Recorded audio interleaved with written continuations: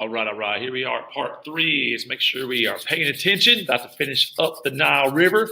This is exciting. Here we go. All right, before we begin, though, look at this Egyptian social pyramid. You'll be making one similar to this. Doesn't have to be just like this. Starts off with pharaohs at the top, government officials, soldiers, scribes, merchants, craftsmen, peasants, and servants. All right, we'll get back to this in a moment. Here we go. So first, fix this on your notes. It should be Egypt's social classes. So Egypt's upper class was made up of nobles, priests, and other wealthy Egyptians who worked as the government officials. They lived in, where do they live? You think they live out in the country or they live in the cities? That's right. They lived in cities. Let me make this capitalized for you.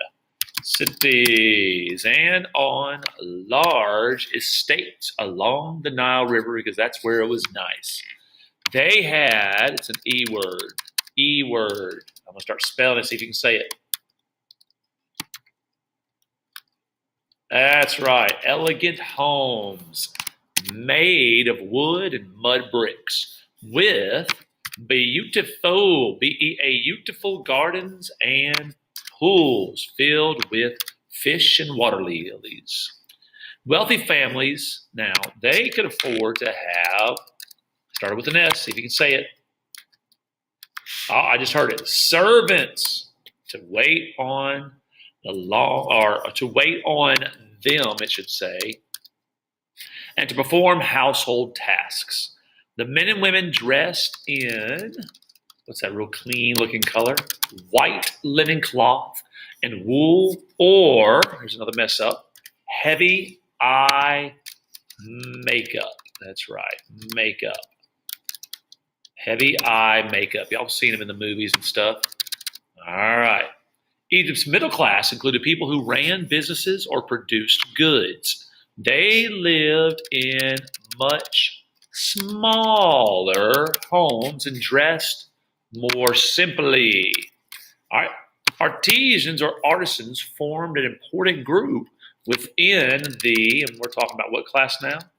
The middle class. They produced linen cloth, jewelry, pottery, and metal goods. All right, what's the number one occupation of everybody? What do you think it is? There you go.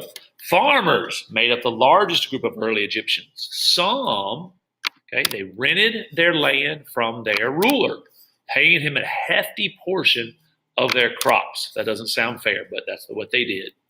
Most, however, worked the land of wealthy nobles. They lived in villages along the Nile, in one-room huts with roofs made of palm leaves. They had a simple diet of bread, beer, vegetables, and fruit. Many of Egypt's city dwellers were not skilled, so they were unskilled workers who did physical labor. Some unloaded cargo from boats, carried it to markets. Others made and stacked mud bricks for buildings. Workers lived in cities, to me, are a lot of people in there, so they're very, can you say it? Crowded. That's right. So they lived in crowded city neighborhoods. They had small mud brick homes with hard packed, and what do you think the floor is made out of? What do you think? There you go. Dirt floors and a courtyard for the family's animals. On the flat rooftops, families talked. They played games, and they would sleep out there. It was nice and cool. Women worked on the rooftops, drying fruit, making bread, and weaving cloth. All right, now what was it like in the family life? In ancient Egypt, the father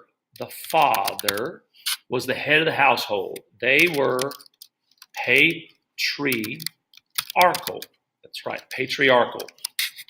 All right. However, Egyptian women had more rights than females in most of other early civilizations. In Egypt, women could pass on property. They could buy and sell goods. They could make themselves a will, and they could obtain a divorce from a bad husband.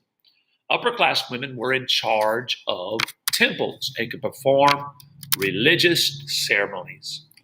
Few Egyptians send their children to school. I see that as a flaw. School is great. It's free. Get to go. Learn something. All right. Mothers taught their daughters to sew, cook, and run a household. That's about it. Ladies, you think you would like that today?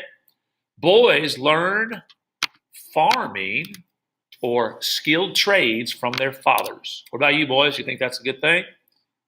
Egyptian children had time for fun as well. They played with board games, spinning tops, and stuffed leathered balls. All right. If you would, complete the triangle below, including the Egyptian social classes, and that's what we saw at the beginning.